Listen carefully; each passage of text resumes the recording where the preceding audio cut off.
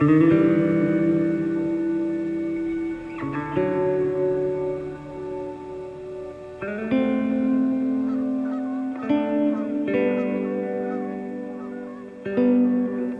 things are special about the Clark Fork River Delta.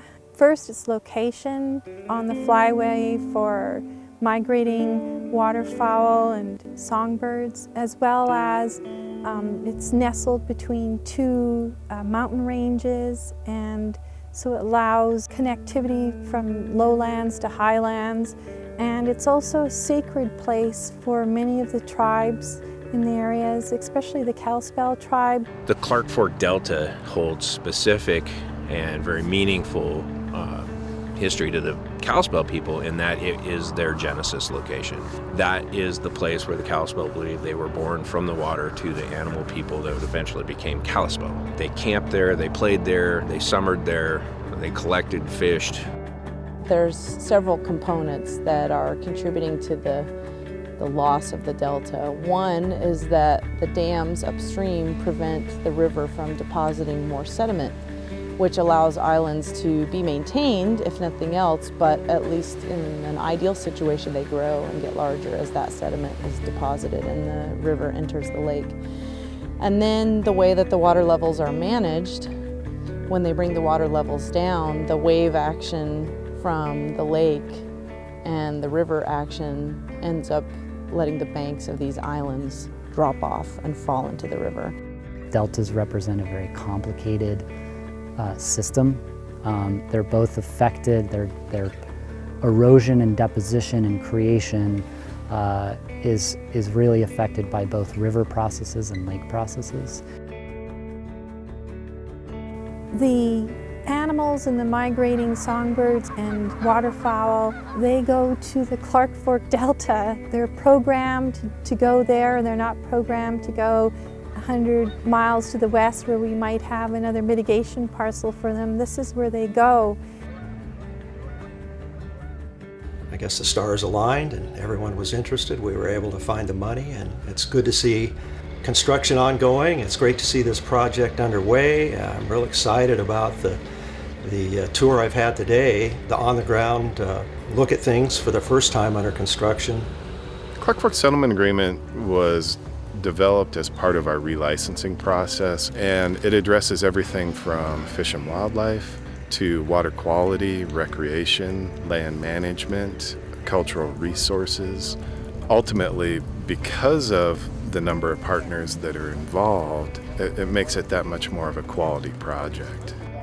Our main goal is to stabilize and protect what is existing, and then dig in some deeper areas and filling that in so that we get it high enough that it can support vegetation, and actually reestablishing or rebuilding some of these sections of the delta.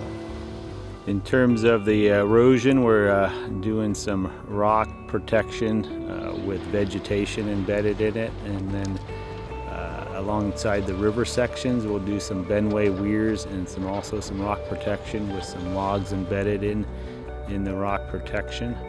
And then as far as the restoration part is mainly building areas back up to above summer pool to where we can get the plants and shrubs and trees to be reestablished in areas.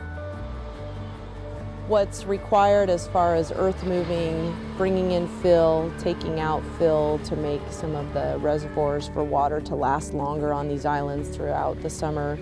It's going to look like mud and rock and gravel, but once the plant community is given a chance to establish, I think that a more aesthetic result will come more quickly than people might expect.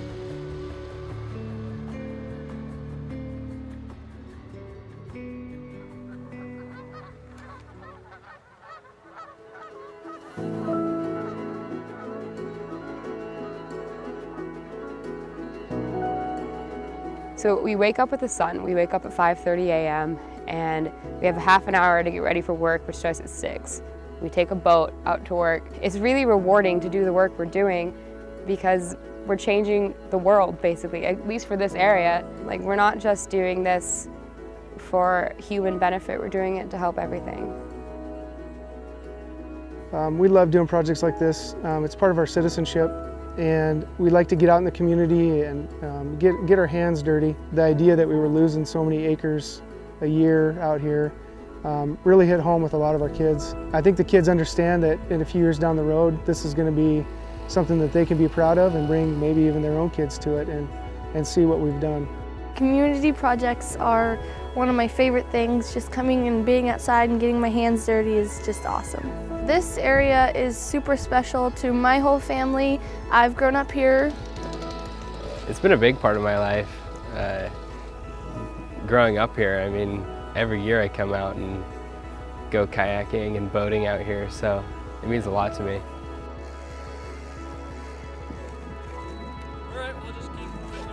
In 20 years, 30 years, we'll be able to come back and see how all this effort we put in has improved the ecosystem.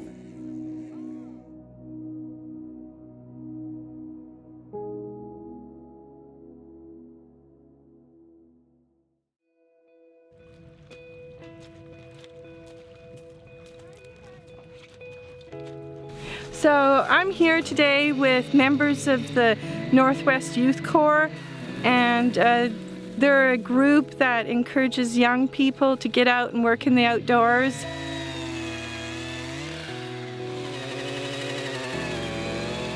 Well, what I'm looking at here is year 2 of the project, and what's really encouraging to me is I can see a diversity of grasses, and we have lupin and yarrow coming in, which is really encouraging, and I'm seeing a lot of recruitment of native species. I'm really encouraged.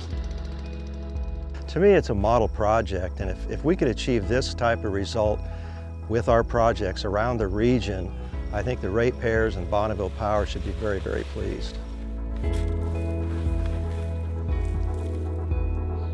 Well, I think the long-term benefits to everyone in general is that we will continue to have a delta where you can recreate, where wildlife and fish will be successful, and Avista and Bonneville Power Administration will meet their mitigation responsibilities by implementing this project. So I think it's a win-win for everyone, actually. It's a big project, but at the end of the day, we have community ownership in it.